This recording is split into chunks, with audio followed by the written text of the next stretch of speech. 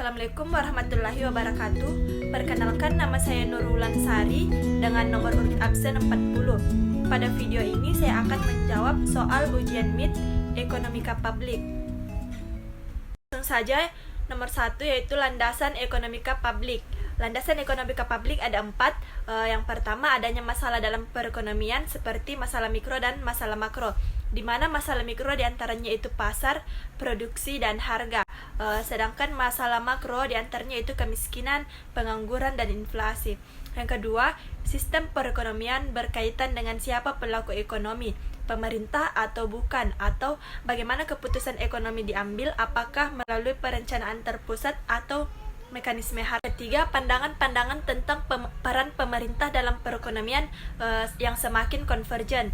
Yang keempat, pendekatan ilmiah menjamin kesimpulan yang ditarik dari suatu analisis bersifat sahih, di mana kebijakan yang diambil pemerintah yaitu melalui analisis. Selanjutnya nomor 2, faktor-faktor kegagalan pemerintah. Faktor kegagalan pemerintah itu ada 5. Yang pertama, ketidaksempurnaan penyelenggaraan pemerintahan. Yang kedua, informasi yang terbatas. Ketiga, pengawasan yang terbatas atas reaksi swasta. Yang keempat, pengawasan yang terbatas atas perilaku birokrasi. Dan yang kelima, hambatan dalam proses politik. Selanjutnya yaitu nomor 3, pengertian dan ciri barang publik disertai dengan contoh mendasar. Barang publik. Barang publik merupakan barang-barang yang tidak dapat dibatasi siapa penggunanya, dan sebisa mungkin bahkan seseorang tidak perlu mengeluarkan biaya untuk mendapatkannya. Ada 2 ciri utama barang publik. Yang pertama, tidak ada saingan. Yang kedua, tidak dapat dikecualikan. Contoh barang publik adalah lampu jalan, pertahanan negara, udara bersih, sistem pengendalian banjir, dan peradilan. Selanjutnya nomor 4, teori pengeluaran pemerintah ditinjau dari aspek makro. Yang pertama, teori makro. Pengeluaran pemerintah dalam arti real dapat dipakai sebagai indikator besarnya kegiatan pemerintah yang dibiayai oleh pengeluaran pemerintah. Semakin besar dan banyak kegiatan pemerintah, maka semakin besar pula pengeluaran pemerintah. Dalam teori ekonomi makro, pengeluaran pemerintah terdiri dari 3 pos utama yang digolongkan sebagai berikut. Yang pertama, pengeluaran pemerintah untuk pembelian barang dan jasa. Yang kedua, pengeluaran pemerintah untuk gaji pegawai. Dan yang ketiga, pengeluaran pemerintah untuk transfer payment. 2. Teori Adolf Wagner. Adolf Wagner menyatakan bahwa pengeluaran pemerintah dan kegiatan pemerintah semakin lama semakin meningkat. Wagner menyatakan bahwa dalam suatu perekonomian, apabila pendapatan per kapita meningkat, maka secara relatif pengeluaran pemerintah pun meningkat, terutama disebabkan karena pemerintah harus mengatur hubungan yang timbul dalam masyarakat, hukum, pendidikan, rekreasi, kebudayaan, dan sebagainya. 3. Teori Picok dan Wisema.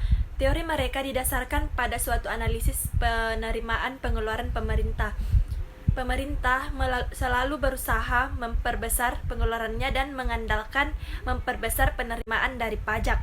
Padahal masyarakat tidak menyukai pembayaran pajak yang besar untuk membiayai pengeluaran pemerintah yang semakin besar tersebut. Meningkatnya penerimaan pajak menyebabkan pengeluaran pemerintah juga semakin meningkat. Selanjutnya nomor 5, perbedaan fungsi APBN ditinjau dari aspek kebijakan fiskal dan aspek manajemen. Yang pertama, fungsi APBN ditinjau dari aspek kebijakan fiskal. Ada 3. Yang pertama, fungsi distribusi, artinya bahwa kebijakan anggaran negara harus memperhatikan rasa keadilan dan kepatutan. Yang kedua, fungsi stabilisasi, artinya bahwa anggaran pemerintah menjadi alat untuk memelihara dan mengupayakan keseimbangan fundamental perekonomian. Yang ketiga, fungsi alokasi, artinya bahwa anggaran negara harus diarahkan untuk mengurangi pengangguran dan pemborosan sumber daya serta meningkatkan efisiensi dan efektivitas perekonomian. Sedangkan fungsi APBN ditinjau dari aspek kebijakan manajemen juga ada 3. Yang pertama, fungsi otorisasi, artinya bahwa anggaran negara menjadi dasar untuk melaksanakan pendapatan dan belanja pada tahun yang bersangkutan. Yang kedua, fungsi perencanaan, Artinya bahwa anggaran negara menjadi pedoman bagi manajemen dalam merencanakan kegiatan pada tahun yang bersangkutan. Yang ketiga, fungsi pengawasan. Artinya bahwa anggaran negara menjadi pedoman untuk menilai apakah kegiatan penyelenggaraan pemerintahan negara sesuai dengan ketentuan yang telah ditetapkan.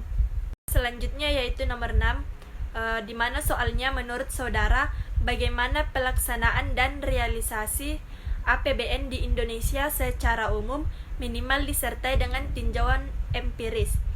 Menurut saya pelaksanaan dan realisasi APBN secara umum mencatat kinerja yang positif dan hal ini menggambarkan keseluruhan hasil dari strategi fiskal yang telah dilakukan.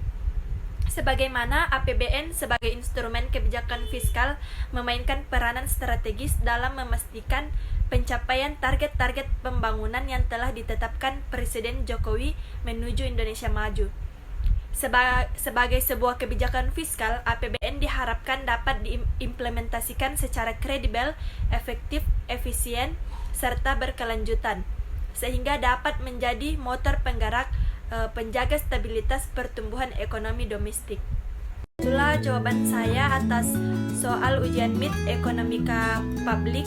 Sekian dan terima kasih. Wabillahi taufiq wal hidayat. Wassalamualaikum warahmatullahi wabarakatuh.